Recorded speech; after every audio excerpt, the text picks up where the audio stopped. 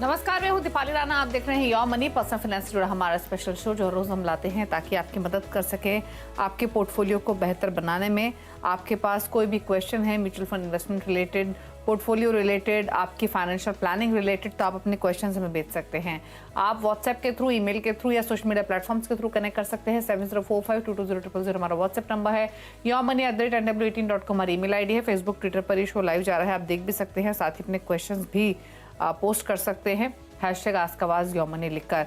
आज हमारे साथ आपकी क्वेरीज को आंसर करने के लिए पीबी इन्वेस्टमेंट्स के सर्टिफाइड फाइनेंशियल प्लानर पूजा भिंडे मौजूद हैं। पूजा नमस्कार, स्वागत है आपका।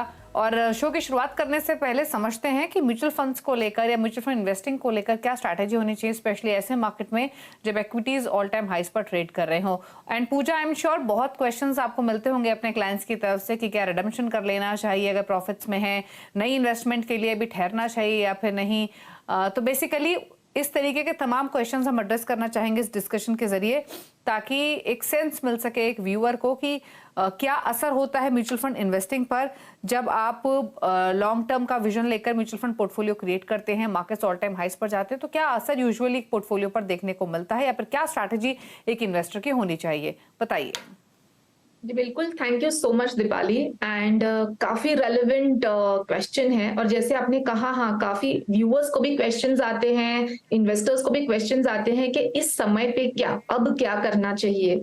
सबसे पहले तो मैं लोगों को इस तरीके से शुरुआत करना चाहती हूँ कि कोई एक्शन टाइम नहीं है कि हम कोई रेस में हमें कोई फटाफट से कल ही कोई एक्शन लेना है, और पैनिक मोड में नहीं आना है। बिल्कुल ही काफी पेशेंटली समझना है कि आप कहाँ पे हैं, आपका पोर्टफोलियो कहाँ पे है, आपको जाना कहाँ है। अकॉर्डिंगली अगर राइटफुल डिसीजन लेना चाहिए तो ही आपको लेना है आपके पोर्टफोलियो में। ठीक है, सबसे पहले तो हम कहते हैं ये एक ऑल टाइम हाई है, और काफी चर्चा होती है मार्केट्स की, हम सोशल मीडियाज पे भी देखते हैं, तो उससे बिल्कुल पैनिक ना है। यू नेवर नो, ये शायद ऑल टाइम हाई की बिगनिंग है, क्योंकि हम देख रहे हैं कि आगे आने वाला जो पीरियड है वो इसी तरीके का हमें मार्केट्स रहने वाले हैं, ऐसे हमें देखने को मिल रहा है। वॉलेटिलिटी भी हो सकती है, लेकिन पॉजिटिव अप्रोच है। काफी लेवल्स पे अगर हम देखें, ग्लोबल लेवल्स पे भी हम देखें, इन्वेस्टमेंट्स, फॉरेन इन्वेस्टमेंट्स हमें देखने को मिल रहे हैं। At the same time SIP एक हाई टाइम लेवल पे है। इंटरेस्ट रेट्स में भी चेंजेस आ सकते हैं, क्योंकि इन्फ्लेशन काफी कंट्रोल में है।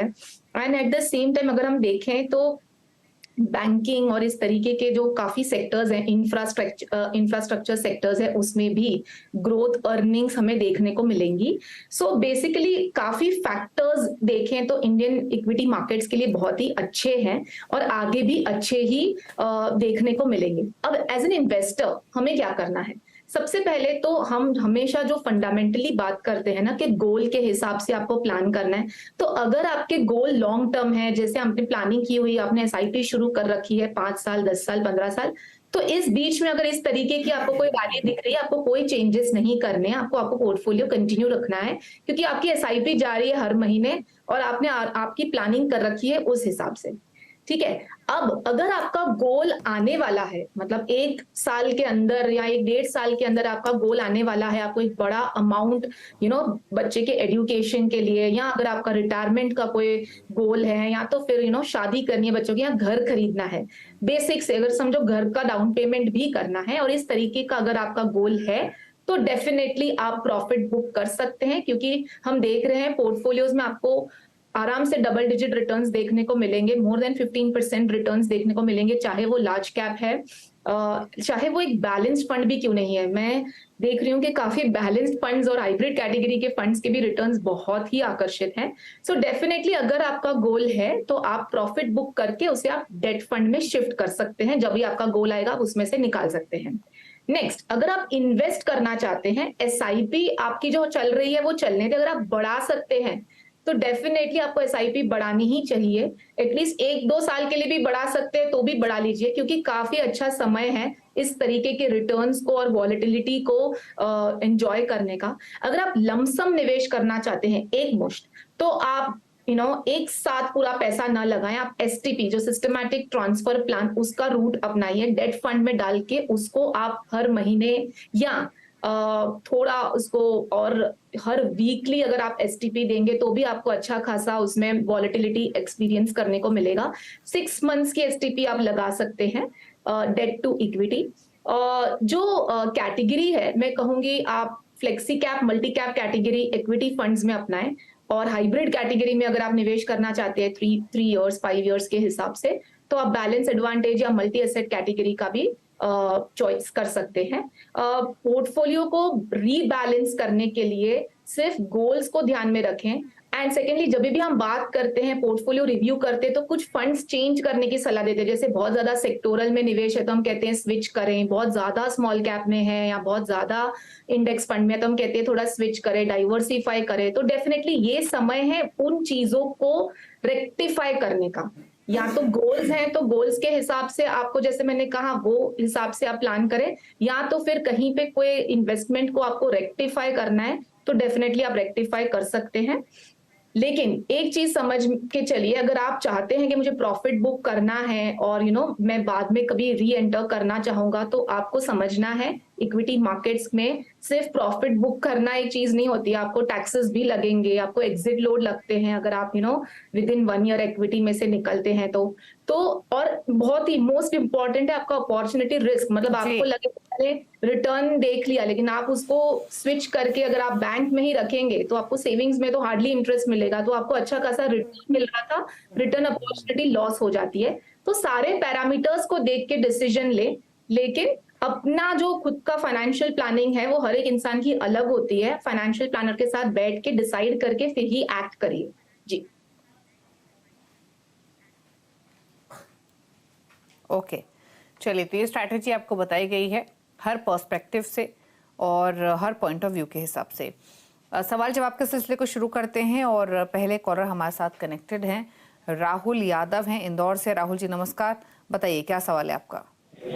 मैम, मेरी 3 म्यूचुअल फंड में एसआईपी चल रही, पारंपरिक flexi cap, SBI mid cap और एक्सिस स्मॉल कैप। ओके। तीनों में 5-5 हजार चल रही, 15,000 रुपये पर मंथ। और मैं 25 साल के लिए करना चाहता हूँ, 10% स्टेप अप करना चाहता हूँ और मेरा लक्ष्य है 10 करोड़ रुपए और मैं रिटायरमेंट। तो मैम ये पोर्टफोलियो अच्छा है या इसमें कुछ चेंज करने की जरूरत है या कुछ क्या करना चाहिए? ठीक है, पूछ लेते हैं। आपका विजन 25 इयर्स में 10 करोड़ का है, करेक्ट? जी मैम। ओके, तो 15,000 की एसआईपी है, हर साल ये स्टेप अप भी कर रहे हैं जैसे इन्होंने मेंशन किया क्लियरली। और फिलहाल जहां ये पैसे डाल रहे हैं उसमें पारंपरिक flexi cap 5,000 per month, access small cap 5,000 per month है और साथ ही इनके पास है एसबीआई मिड कैप जहां पर 5,000 डाल रहे हैं। तो 15,000 रुपए महीना 3 फंड्स में। बताइए इनके फंड चॉइसेस और इनके गोल पर आपकी राय। जी बिल्कुल राहुल, सबसे पहले तो रिटायरमेंट का जो गोल आपने तय किया है 10 करोड़ की राशि 25 साल बाद, काफी अच्छा खासा कॉर्पस आपने सोचा है। सो सबसे पहले वो मैं दाद देती हूँ आपको। जो एसआईपी अभी चल रही है आपकी 15,000 की, और ये भी एक बहुत अच्छी स्ट्रैटेजी आपने अपना रहे हैं कि आप हर साल उसको 10% से स्टेप अप करेंगे। ये भी एक बहुत अच्छा तरीका है एसआईपी बढ़ाने का और अपने गोल तक कम एसआईपी से इजीली पहुंचने का, ताकि आप धीरे धीरे बढ़ा सको। तो आप ये गोल तक पहुंच जाएंगे, लेकिन आपको अभी जो एसआईपी बढ़ानी है, स्टेप अप तो आपको करते रहना है हर साल 10% जो आपने मेंशन किया है, लेकिन अभी जो आपकी एसआईपी है 15,000 की, उसको 24,000 करना होगा आपको ये गोल तक पहुंचने के लिए 25 साल में। मतलब 9,000 से आपको एसआईपी अमाउंट बढ़ानी होगी। या तो आप एसआईपी अमाउंट अभी बढ़ा लीजिए, या तो आप जैसे स्टेप अप करते जाएंगे वैसे धीरे धीरे बढ़ाइए, लेकिन आपको एसआईपी अमाउंट इतना करना होगा। जो 3 फंड्स आपने ले रखे हैं, बहुत ही अच्छा क्रिस्प सा पोर्टफोलियो बनाया है, मिड कैप, स्मॉल कैप और फ्लेक्सी कैप। डेफिनेटली तीनों ही फंड अच्छे हैं, आप कंटिन्यू कर सकते हैं। 2 फंड्स ऐड कर सकते हैं पोर्टफोलियो में, एसआईपी अमाउंट बढ़ा रहे हैं तो। एक क्वांट एक्टिव फंड सजेस्ट कर रही हूँ मल्टी कैप कैटेगरी में, और एक वैल्यू स्ट्रैटेजी भी मैं सजेस्ट करना चाहती हूँ आपको आपके पोर्टफोलियो में, आईसीआईसीआई प्रूडेंशियल का वैल्यू डिस्कवरी फंड। जी ओके, चलिए, तो ये सलाह है आपके पोर्टफोलियो को लेकर। आपको डेफिनेटली 24,000 के आसपास की एसआईपी करनी पड़ेगी, तब आप अपने गोल को हासिल कर सकेंगे। क्वांट एक्टिव फंड और साथ ही आपको ICICI Pru value discovery fund ये सजेस्ट किए गए हैं। कौशल है अगले कॉलर हमारे साथ फोन लाइन पर सवाल पूछने के लिए। कौशल नमस्कार, बताइए क्या क्वेश्चन है आपका। गुड इवनिंग मैम, कौशल मोदी बोल रहा हूँ मैडम। मेरी एज 37 है और लास्ट छः साल से मैं एसआईपी कर रहा हूँ। मेरी टोटल मंथली 12,000 की एसआईपी चल रही है। ओके, उसमें Aditya Birla Sun life front line equity है, एक्सिस निफ्टी 100 है, एक्सिस मिड कैप है, कैनेरा रोबेको इमर्जिंग इक्विटी है, आईसीआईसीआई प्रूडेंशियल फ्लेक्सी कैप है और एक Aditya Birla Sun life equity hybrid 95 है। तो इसमें मैडम ये कंटिन्यू करनी चाहिए या इसमें से कुछ चेंज करना चाहिए, ये मेरा सवाल है। और उसको मुझे 20 साल के लिए कंटिन्यू करना है, तो लॉन्ग टर्म का टारगेट है मैडम मेरा। ओके, 20 इयर्स का होराइजन है, 12,000 पर मंथ की एसआईपी है, 7.25 लाख रुपए पोर्टफोलियो की वैल्यू है। 20 इयर्स के पर्सपेक्टिव से फंड चॉइसेस कैसी है, कितना एक्यूमुलेशन कर लेंगे, ये तो एक इंपॉर्टेंट क्वेश्चन है ही। लेकिन इसके अलावा जो इन्होंने फंड्स मेंशन किए हैं वो हैं Aditya Birla frontline equity, Axis Nifty 100 index, Axis mid cap, Canara Robeco emerging equity, ICICI Pru flexi cap, Aditya Birla equity hybrid. तो ये फंड्स हैं इनके पास। बताइए अब इनके लिए क्या सजेशन रहेगा और इनकी फंड चॉइसेस कैसी हैं। जी बिल्कुल, देखिए सबसे पहले तो कौशल जी जो टारगेट है और जो टेन्योर है 20 साल आपने कहा, आप कंटिन्यू करना चाहते हैं and at the same time आप 6 साल से ऑलरेडी कर रहे हैं कंटिन्यू। अगर उस हिसाब से ये 12,000 की एसआईपी आप कंटिन्यू करते रहेंगे, जो आपका करंट पोर्टफोलियो वैल्यू है उसको भी एड अप कर लूं, तो आपकी अप्रोक्सीमेटली 2 करोड़ की कॉर्पस बनेगी।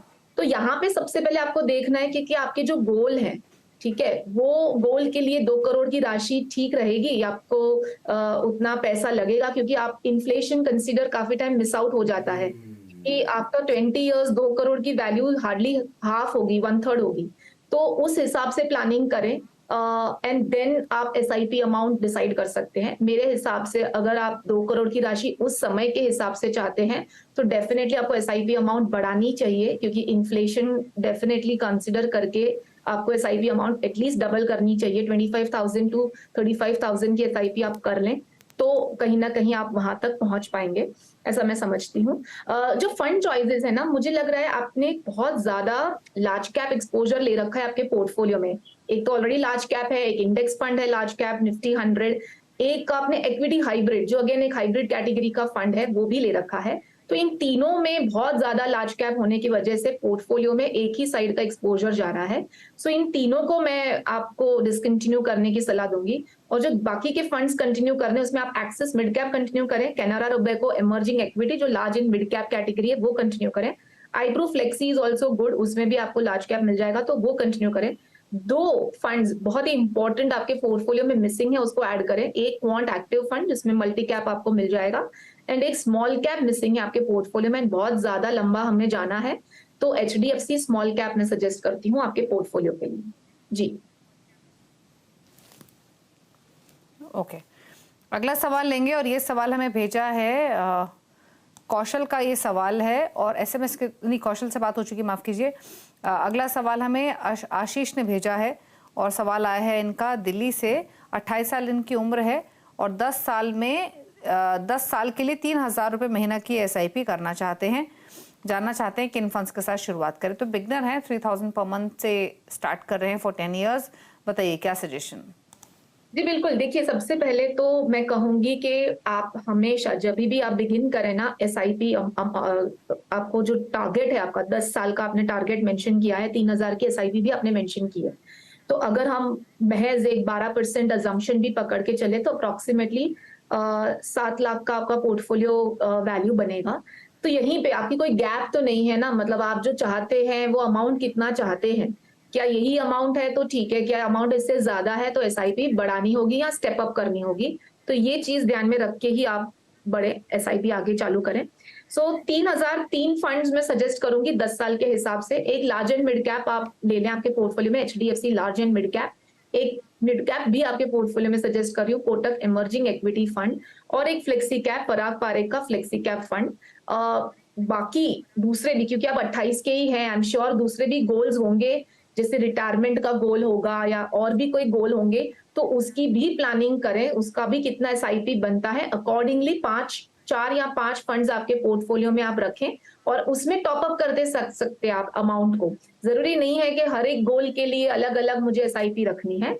आपके गोल्स कितने हैं, आपको कितनी एसआईपी हर महीने लगेगी वो डिसाइड करें और फिर 4 या 5 एसआईपी में उसको डिस्ट्रीब्यूट कर लें। Large and mid cap, small cap, flexi cap, multi cap, बस ये 4 या 5 अगर आपने रख लिया आपके पोर्टफोलियो में, गुड टू गो जी। ओके चलिए, तो ये सजेशन रहा आपके पोर्टफोलियो को लेकर। रुक रहे हैं इसी के साथ एक ब्रेक के लिए और ब्रेक के उस पर कुछ और क्वेश्चंस भी लेंगे। पूजा बनी हुई है हमारे साथ, जल्द वापस आते हैं।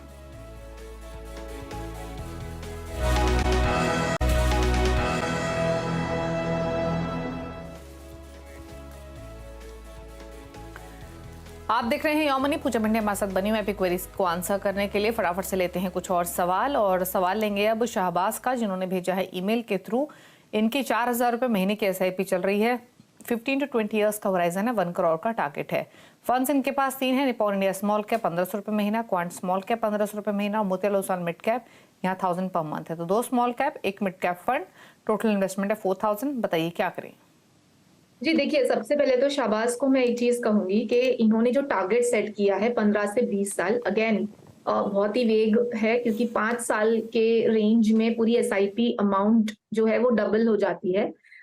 मीनिंग 1 करोड़ के टारगेट के लिए अगर उन्हें 20 साल में एसआईपी जो हमें वो लगानी होगी इस पर्टिकुलर कॉर्पस के लिए, तो 10,000 की एसआईपी लगेगी। लेकिन यही अगर 15 साल में इन्हें टारगेट अचीव करना है तो 20,000 की एसआईपी लगेगी, डबल हो जाती है।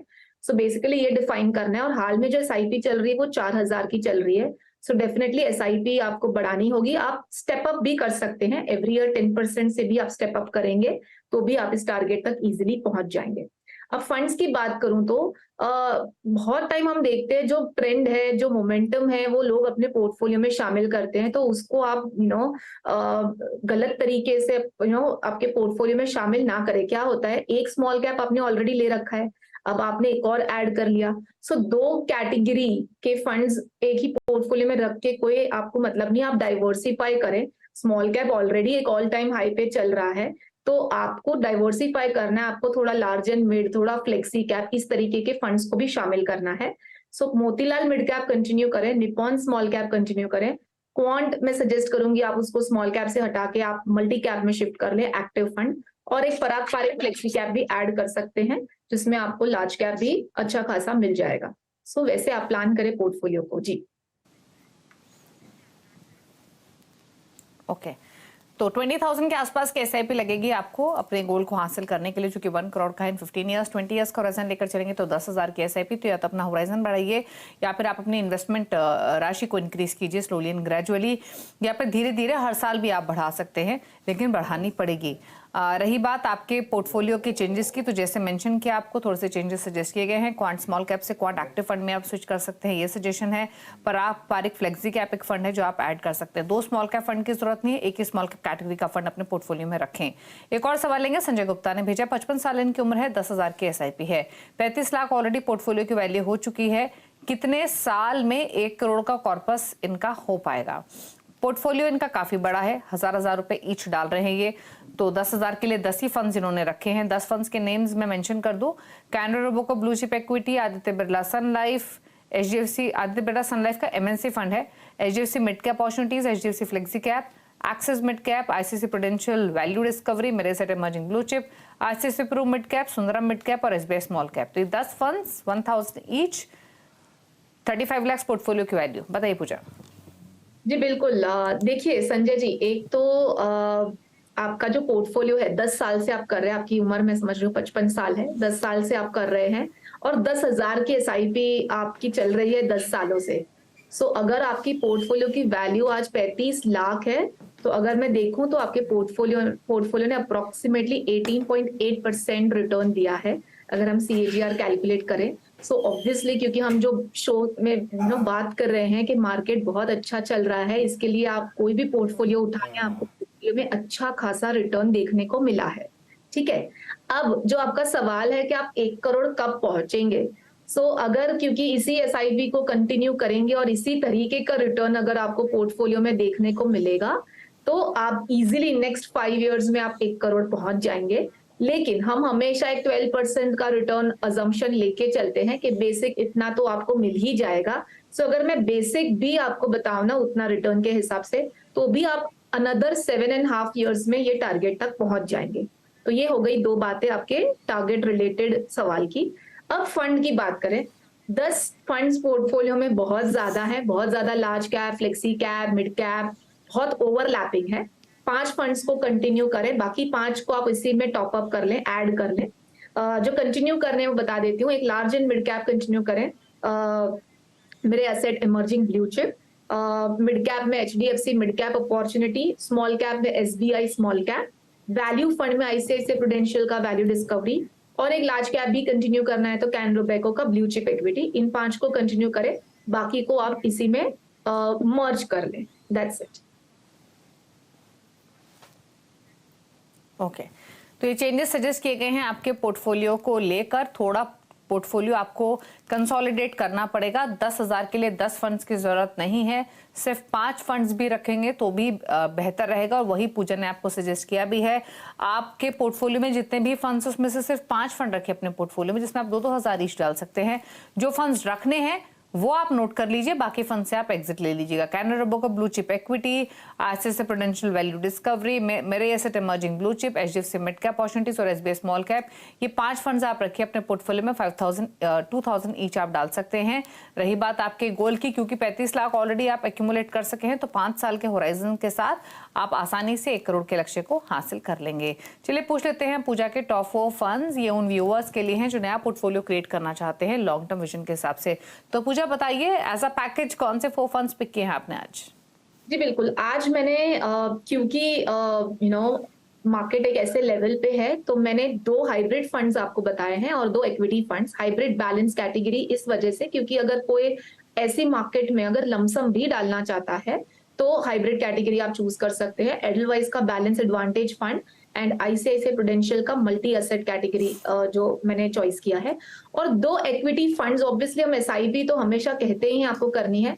मिड स्मॉल कैप अगर आप हमेशा से करते आए हैं, हमने देखी भी, अभी रैली अच्छी खासी चल रही है, तो एक लार्ज कैप एक्सपोजर पोर्टफोलियो में आप शामिल कर सकते हैं वाया फ्लेक्सी कैप या मल्टी कैप। पराग पारेख का flexi cap fund quant active, जिसमें आपको लार्ज मिड स्मॉल तीनों ही मिल जाएंगे। सो एक ऐसा मिश्रण and at the same time flexi जिसमें आपको थोड़ा बहुत इंटरनेशनल भी एक्सपोजर मिल जाएगा। तो ऐसे मिश्रण से आप आपका पोर्टफोलियो शुरुआत करें, काफी कॉन्सेंट्रेटेड अगर नहीं करना चाहते हैं तो। जी ओके चलिए, तो ये रहे top 4 funds, Parag Parikh flexi cap, Quant active, ICICI pru multi asset और एडवाइस बैलेंस्ड एडवांटेज फंड। इन 4 फंड्स के साथ आप अपना पोर्टफोलियो बना सकते हैं। चलिए शुक्रिया पूजा शो में आने के लिए और सभी क्वेरीज को आंसर करने के लिए। Thank you so much. इसी के साथ एक ब्रेक के साथ भी खबरें जारी है CNBC आवाज पर। नमस्कार।